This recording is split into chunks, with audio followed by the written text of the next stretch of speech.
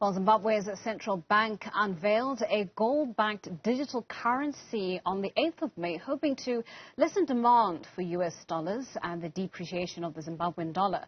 However, experts believe that the government-controlled foreign exchange market is exacerbating the problem and that credible elections and reforms are likely to be far more significant for a sustainable economic recovery rather than cryptocurrency.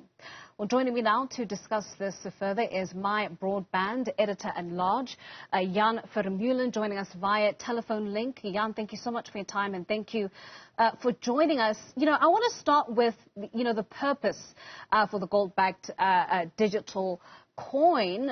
Reserve Bank Governor John Mangudia essentially saying that the token will be used as a means of payment and as a store of value.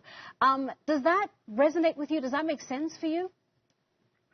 Yeah, so, that's the stated goal, but, a part of me, looks at this and goes, isn't this just a way for Zimbabwe to raise more US dollar? Because the IMF specifically highlighted that Zimbabwe needs to rather liberalize its foreign exchange rate rather than issue this gold-backed token, so that it doesn't risk depleting its reserves. And so the more cynical part of me looks at this and goes, isn't this because from the two sales that have happened so far, Zimbabwe, based on the Reserve Bank's own exchange rate, they've raised about $70 million US dollars. And so part of me is going, is this really not just a mechanism for the Reserve Bank of Zimbabwe to supplement its stash of US dollar rather than this other lofty goal that it's put on paper? When it comes to the viability of this option, you don't sound very convinced. And I wonder, because President Emmerson Mnangagwa, his government has touted this as a means of stabilizing the country's economy before those August elections.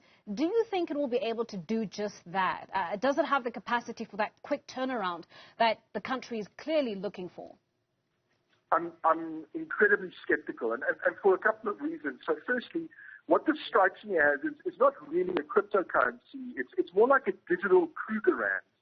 I can't find the blockchain. I can't find any public record of transactions, and I have no way of verifying that there's actually gold behind these tokens, right? So obviously the Reserve Bank has issued a note to say that they've bought around 200 kilograms of gold to back the tokens that they've issued. But I have no way of verifying that that's actually the case. I just have to trust them. And so, there are a bunch of red flags here that that as a potential investor, I think, would have to look at carefully before buying into this thing. And so, I remain skeptical about, this initiative's capability to turn the country's financial situation around. Right. The other massive cloud hanging over this conversation, Jan, of course, is the Al Jazeera Gold Mafia documentary. And I wonder if this isn't an effort by Mnangagwa's government to do some damage control on that front. On the face of it, as a government, they've responded appropriately, instituted the required investigations and lodged inquiries to get to the bottom of these allegations of corruption. But could this be a sort of back-ended way of also trying to do further damage control? Yeah, that's a great point, and certainly could be. But once again, it seems a very ineffectual way. It's like we can do this, but it's not really an effective way of solving the problem. It's sort of like our load shedding crisis, where every solution being put on the table is really not an effective solution to the problem, which is just to kind of open up the, you kind of go, listen, just make it possible for everybody who wants to pull power. And in this case, similar kind of thing. When one listens to the IMF's criticism, like maybe these guys have a point. Right. And this whole effort by the Zimbabwean government, or rather the Reserve Bank, is they don't want to relinquish control, but in doing so, they might be doing much more damage than if they just did. Right. When you look at this gold-backed digital currency, what would attract anyone to it? And I ask that because I'm trying to understand the lucrative nature of it. Looking at the Zimbabwean context, the fact that that economy, 60% of it is made up of informal traders who wouldn't necessarily have access to trading via a cryptocurrency.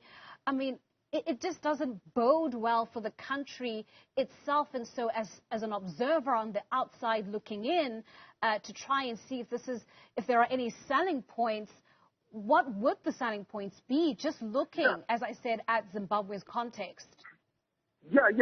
Let's steelman this a little. So a couple of pros or a couple of good points about this. Firstly, you don't have to be a massively wealthy individual to buy into this thing. Anything from $10 and up, the Reserve Bank will accept. Now $10 in a Zimbabwean context might already be a lot of money.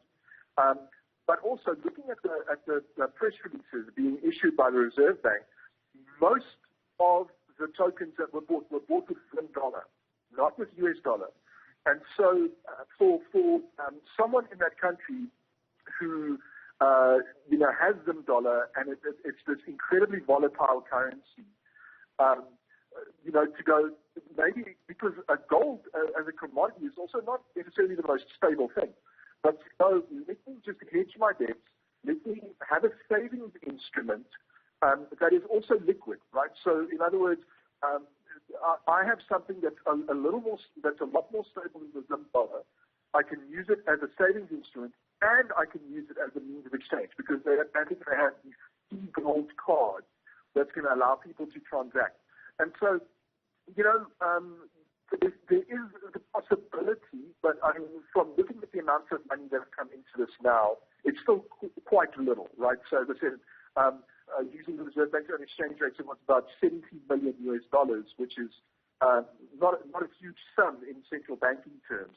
But perhaps this could be a way for Zimbabwe to move back onto the gold standard, and maybe that works, but it's just such an untested, it's almost social experiment that I would be quite hesitant to sort of go all in on something like this because you don't know how it's going to end up. But yeah, I mean, there's certainly positives to this and reasons why people might want to dump their Zim dollars into something like this because the Zim dollar is just in free fall. Whereas with gold, you're at least backed by an international market and a real commodity, provided there is a real commodity behind these digital tokens, obviously. Right. And you're presenting that as the alternate option in this case. And I ask that because, the fundamental issue, as you've already highlighted, in fact, Jan, with the Zim dollar, is the lack of sort of credibility that it has, the volatility that you mentioned, because of those incoherent policies that we've been seeing over the years. Is the gold coin, the gold standard, the alternate option really that Zimbabwe should probably be focusing on and plowing its resources into as it looks to turn things around before those elections? I mean, it's an option, but I mean, there's a reason most of the world no longer operates on a reserve like gold. And the simple thing is that there isn't enough gold in the world to back the currency that we need to exchange, right? So, and so we went on. The UK moved off silver, the United States moved off gold, South Africa followed suit, and we chose to become a debt-based global economy rather than a commodity-based global economy. And when you kind of go against the grain like that, you don't know where that's going to end up. And so, yeah, I mean, it is maybe a way to get the Zimbabwe out of this financial crisis. or do something about the fact that the Zim dollar is so unstable and in fact depreciating against the dollar and is not trusted. But the fact is you are limited by the amount of gold that you can acquire as Zimbabwe. And so I'm not entirely sure how that's going to pan out for them.